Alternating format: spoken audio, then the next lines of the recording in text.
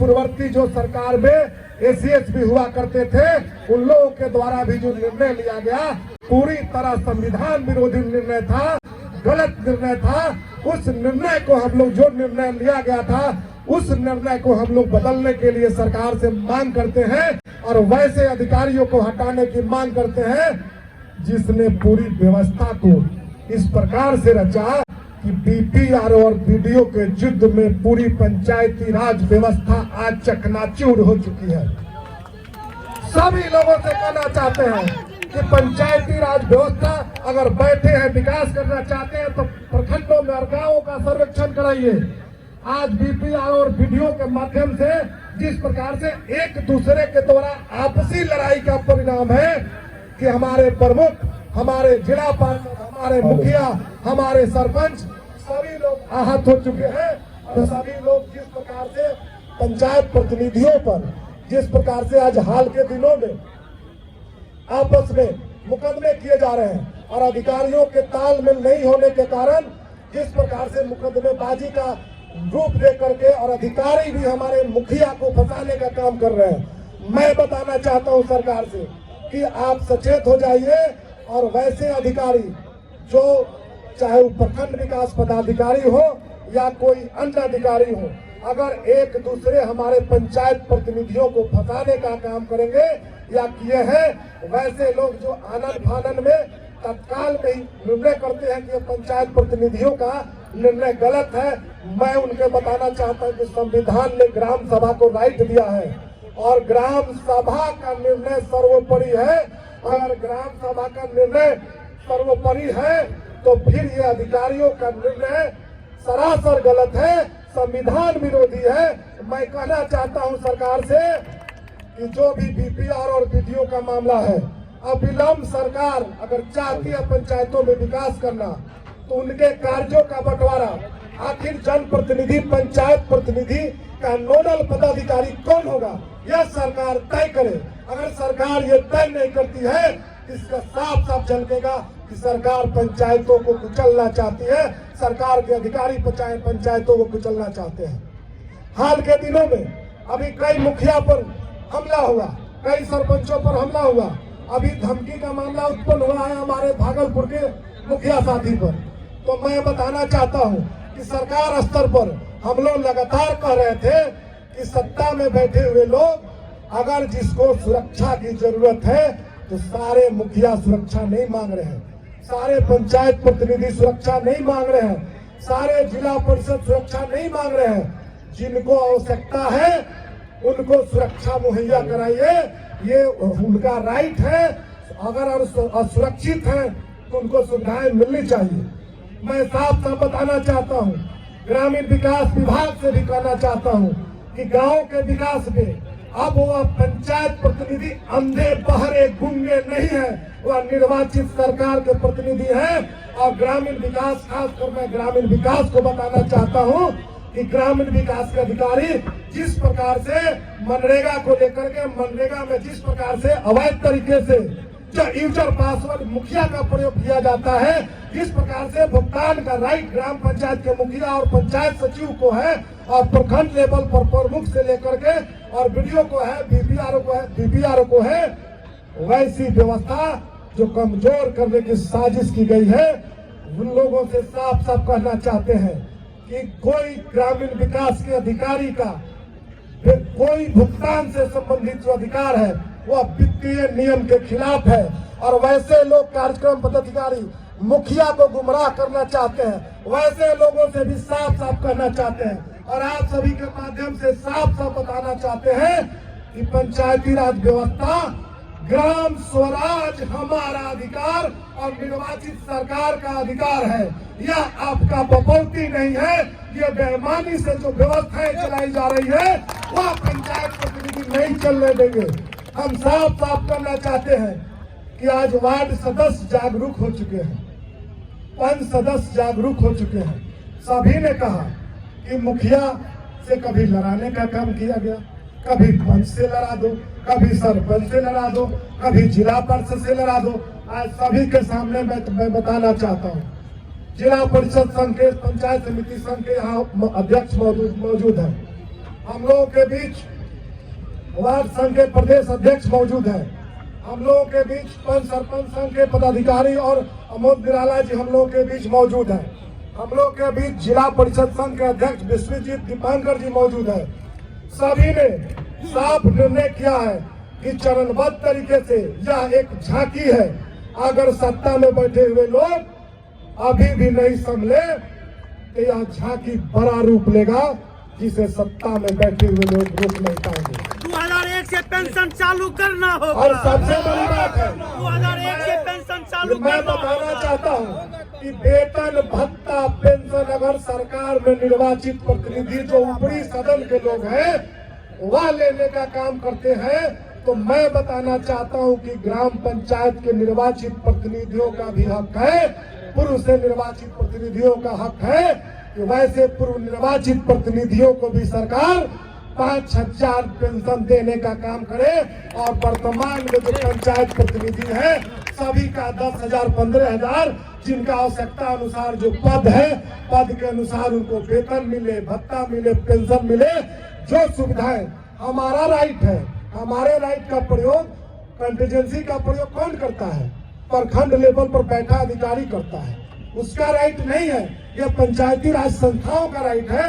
उससे कटा हुआ कंटीजेंसी मद की राशि पंचायती राज संस्था को मिलना चाहिए। मैं साफ मैं किसी अधिकारियों से हम लोगों का द्वेष नहीं है।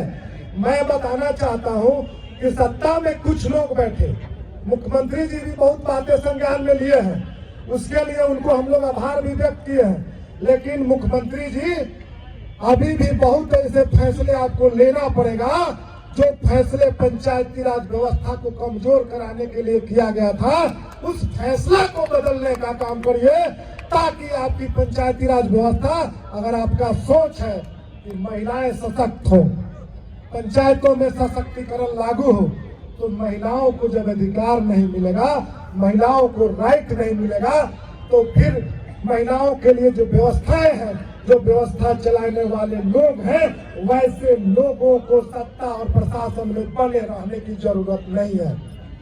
मैं साफ करना चाहता हूं माननीय मुख्यमंत्री जी से और भारत सरकार के लोगों से भी कहना चाहते हैं कि भारत सरकार जिस प्रकार से हमारा मांग है, 11 सूत्री जो हमारा मांग है, उसमें हम लोग साफ बोले हैं कि 15वीं वित्त आयोग की राशि का 7% पंचायतों और पंचायती राज संस्थाओं के हवाले किया जाए। उसके अनुसंधान 2.7% जो बजट की राशि दी जानी है वह त्रिस्तरीय पंचायतों को मिले, न कि सोलर स्ट्रीट लाइट के नाम पर आज पंचायतें आर्थिक बोझ तले दबी हुई है।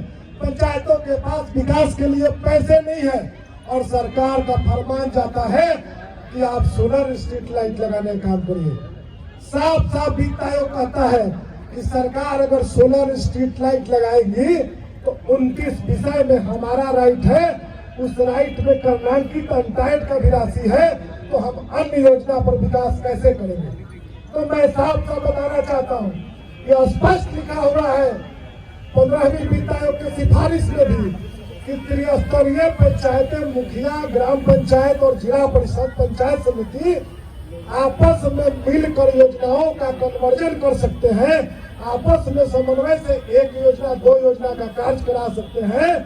लेकिन सरकार में बैठे हुए लोग माननीय मुख्यमंत्री जी को गुमराह करके और उस राशि का भी हस्तांतरण कराने का काम किए हैं।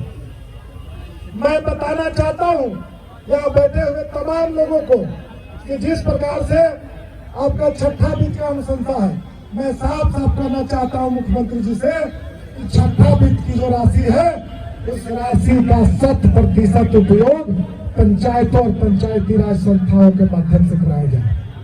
ये हमारा राइट है। उस राशि को काट करके दूसरे मदों में दिया जाता है, जीपीडीपी बनाया जाता है और जीपीडीपी का 50% भाग दूसरे संस्थाओं को देने का काम किया जाता है। जब पंचायतें जीपीडीपी बनाती है उसका पंचायतों का 100% राशि मिलना चाहिए, 100% पंचायत समितियों को मिलना चाहिए, 100% जिला परिषद को मिलना चाहिए। और सरकार को आज हम बताना चाहते हैं कि जो भी हमारे त्रिस्तरीय पंचायत प्रतिनिधि हैं और ग्राम कचहरी के प्रतिनिधि हैं। मैं धन्यवाद सबको दिए हैं और जो भी मंच पर साथी जो नहीं बोल पाए हैं, यह कार्यक्रम हमारा अभी चलेगा, वह साथी भी बोलने का काम करेंगे, उनसे भी हम क्षमा मांगते हैं कि इसके लिए बुरा नहीं मानेंगे। समय कम था, बहुत लोगों को फंसाने का रास्ते में काम कर दिया गया। मैं बताना चाहता हूं आप सभी से कि सत्ता में बैठे हुए सत्तासीन लोग इस मिलर स्कूल की धरती से पंचायत प्रतिनिधियों और ग्राम कचहरी के प्रतिनिधियों के आवाज को सुनने का काम करिए। ये मुगालते में नहीं रहे कि हम पढ़े लिखे हैं तो हमारे पंचायत प्रतिनिधि अनपढ़ है, उनको बरगला करके काम करा सकते हैं। जो हमें व्यवस्थाएं दी गई है, जो व्यवस्था का लाभ मिलना चाहिए, अगर हम सहयोग आपका कर रहे हैं, आपका अगर हम पंचायत सरकार भवन से लेकर के अगर हम मनरेगा से आपका खेल मैदान बनाने का संकल्प लिए हैं, आपका भी संकल्प बनना है और ये झूठ के बाजी नहीं चलेगा। जिस प्रकार से बेईमानी से छल करके ये कहा जाता है कि आपका जो मुद्दा होगा, हमारा 20 योजना का मामला था, आज भारत सरकार से कहना चाहते हैं, बिहार सरकार के अधिकारियों के द्वारा आश्वासन दिया गया था कि 20 योजना ग्राम पंचायत का जो योजना बैंक था उसको तोड़ करके 40 से 100 योजना के लिए हम लोग प्रस्ताव देने का काम करेंगे। कब दीजिएगा? समय आ गया है, अधिकारी लोग चेत जाइए। या तो अधिकारी चाहते हैं कि मुख्यमंत्री पंचायत प्रतिनिधियों के प्रति बेनकाब हो जाए, इसके वो साजिश में लगे हैं, या कहीं न कहीं कोई साजिश है जो नहीं चाहता है कि पंचायतों का विकास हो और पंचायत प्रतिनिधि स्वतंत्र हो। हमारा साफ साफ मानना है, विपक्ष के लोगों से भी हम कहना चाहते हैं और सत्ता पर बैठे हुए लोगों से कहना चाहते हैं, और सिस्टम का भी मामला है। मैं बताना चाहता हूं, प्रमुख संघों की तरफ से भी कहा गया, सिस्टम का dongle payment user ID password किस परिस्थिति में प्रखंडों में छीना गया, यह एक साजिश है। राइट है निर्वाचित सरकार का, उसको मिलना चाहिए और सरकार संज्ञान ले और उनका जो डोंगल जिला परिषद से लेकर के पंचायत समिति तक सभी का डोंगल वापस होना चाहिए, और मनरेगा से लेकर के सभी जगह हम लोग लड़ रहे हैं। ये आप लोग मत समझिए कि सत्ता में बैठे हुए लोग आप सभी को हम चैन से रहने हम लोग देंगे। आपको भी जाना है, गांव के अतिथि, गांव के सरकार, गांव के लोग आपसे 11 सूत्री मांगों को लेकर के अपनी आजादी चाहते हैं। इस स्वतंत्र भारत में स्वतंत्रता चाहते हैं। गांव के लोग वोट देने का काम किए हैं, आपको भी वोट देते हैं, भारत सरकार को भी वोट देते हैं और गांव की सरकार को भी देते हैं। अगर ग्राम सभा जीवंत है, आप सभी जानते हैं, नहीं चाहते वैसे लोग, मैं उन प्रतिनिधियों को, सीनियर प्रतिनिधियों को भी बताना चाहता हूं कि आप भी सदन में हमारी आवाज को मजबूती से उठाने का काम करिए। आपकी भी बारी है। विधान परिषद के सदस्यों से कहना चाहते हैं कि आपकी भी बारी है।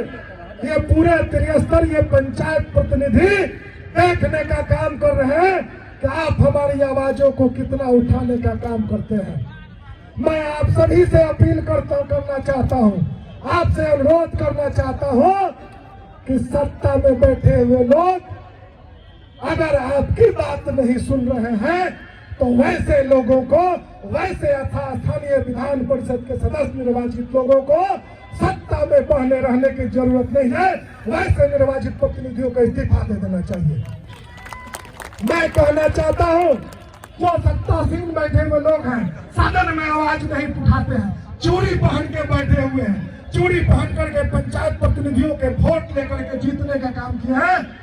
मैं आपसे करबद्ध प्रार्थना करता हूं और अपील भी करना चाहता हूं कि समय आ गया है, आपको भी गांव में जाना है, वार्ड सदस्यों के दरवाजे पर जाना है, और ये आप सभी को बताना चाहते हैं, ये आम जनता की भीड़ नहीं है, ये निर्वाचित केवल अभी पंचायत प्रतिनिधि आए हैं, ये भारे की भीड़ नहीं है। निर्वाचित प्रतिनिधि अगर जुटने का काम किया है तो ये प्रतिनिधि पटना के गांधी मैदान को भी भरने का काम करेंगे। इसलिए आप सभी से अनुरोध है कि अभी भी हमारी गाड़ियां आ रही है। जिस प्रकार से लोगों को डिस्टर्ब किया गया है, मुख्यमंत्री जी आप सभी आपके सत्ता में बैठे हुए लोग देखने का काम कर रहे हैं। मैं सभी से कहना चाहता हूं कि यह हमारे वजूद की लड़ाई है और 2 वर्षों से हमारी लड़ाई न सत्ता से है न विपक्ष से है, हमारी लड़ाई अपने अधिकारों से है। मैं विपक्ष के साथियों से भी कहना चाहता हूं कि आपका भी समय आ चुका है, आप एक कदम कोई तो बढ़ाए, सत्ता हो विपक्ष हो। मैं सबसे कहना चाहता हूं कि विपक्ष ने भी हमारी आवाजों को उठाने का काम नहीं किया, सत्ता वाले भी उठाने का काम नहीं किए। हमारे निर्वाचित सरकार के जो भी स्थानीय निकाय से अन्य लोग हैं जो कहीं न कहीं कंजूसी करने काम किए, उठाते हैं, कंजूसी करने काम किए, जिसका परिणाम है कि आज हम एकत्रित होकर के पटना के मिलर मैदान में जुटने का काम किए हैं।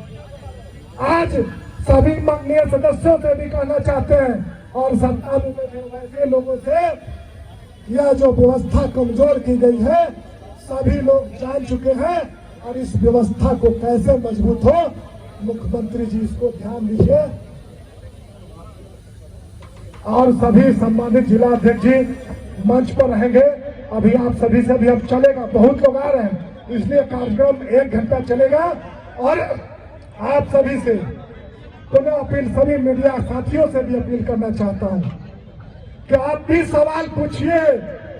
वैसे पंचायत प्रतिनिधियों से, त्रिस्तरीय पंचायत प्रतिनिधियों से कि 29 विषय को लेकर के गांव की सरकार राज्य सरकार के दरवाजे पर आई है, आपकी क्या राय है?